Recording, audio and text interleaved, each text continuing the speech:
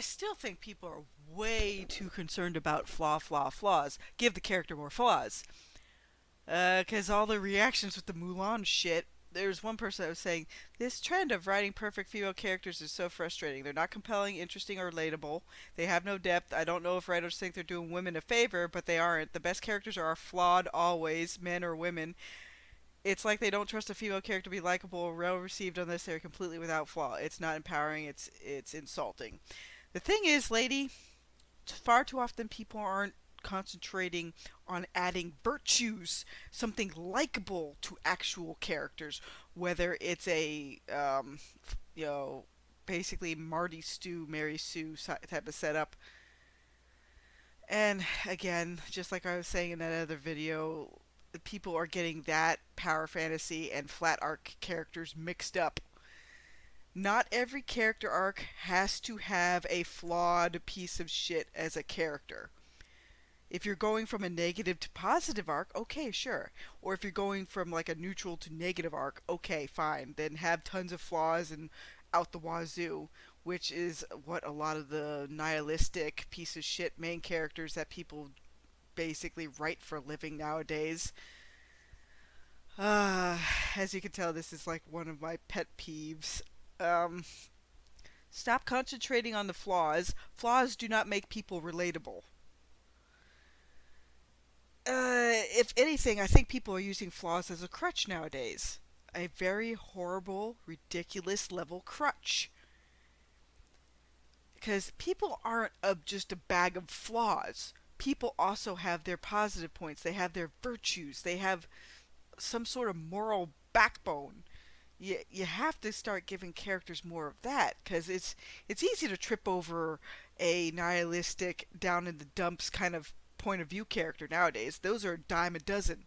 Those are so common that even say shit like Bella from Twilight is more endearing in comparison. Yes, I went there. Christ. Ah. Oh God, there's so many responses to this thing though. Somebody did point out somewhere along the line people started treating superficial things as character traits. Now we're here. I always feel bad for the great character writers whose characters suddenly can't inspire someone because they aren't a certain color or sex. It's idiotic and boils down to just whatever groups they were stuck in. Right on the money right there. Yes. Character traits have become superficial on the sleeve bullshit.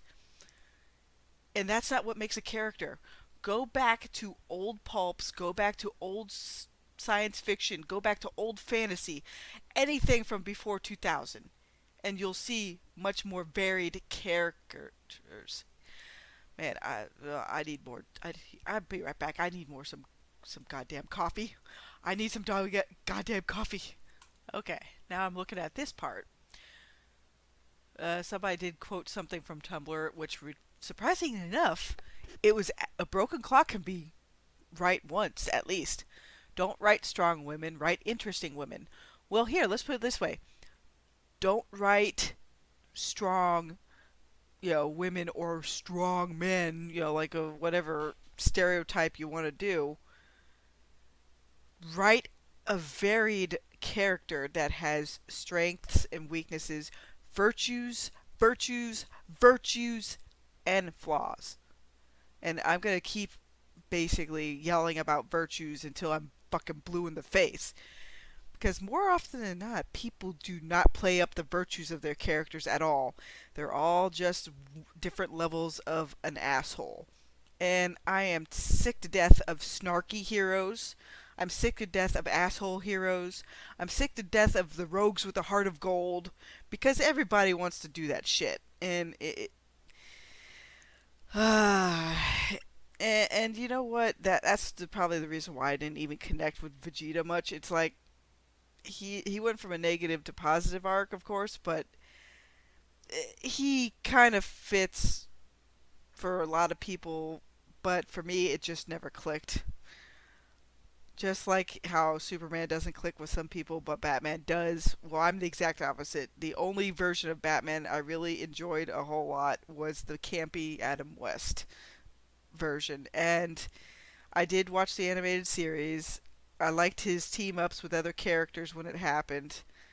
And I also enjoyed some bits of Batman Beyond because of the more futuristic setting. But Batman is not, by any stretch of the means, my favorite character. And I'm not going to force myself to enjoy him, because otherwise I'll just bring everything down. It's like, yeah, don't force yourself to try to like something that just because it's air quote popular or something. If it doesn't really click with you, then don't do it. You know, um, that's the reason why when it comes to certain kinds of books, I'm avoiding them like the plague. Like I can take a bit of Black Company and Berserk in bits and pieces, but that's not my main wheelhouse. You know, sure they have underpinnings of common decency and hope in some points, but the overall wheelhouse that is Berserk and Black Company, like for Glenn Cook stuff, I actually like the Garrett PI stuff even more than Black Company, if I'm going to be honest. Um, but yeah, as far as the whole God, the whole shit about flaws and virtues, yeah, people to have an interesting character, to be relatable. Why is it so important that a character be air quote relatable? Don't you want the story to be fun? Don't you want the main character to be likable? Does it matter if they're more grounded or not? Does it really? I mean, honestly, give me some answers below if you want to, but my biggest thing is, yeah, I want the main character in the ensemble cast to be likable. I want to be able to look at the villains and boo hiss at them, basically. Is this like too hard for some to do? Do they always have to go the moral gray slippery slope piece of shit crap? And yeah, piece of shit crap is what gray morality is, because I see it every day. It's like people making concessions for like, oh, this is okay up to a certain point. Uh, yeah, books are not supposed to be the real world, okay? For me, it's supposed to be a way to escape. 100%. Have a good night, everybody.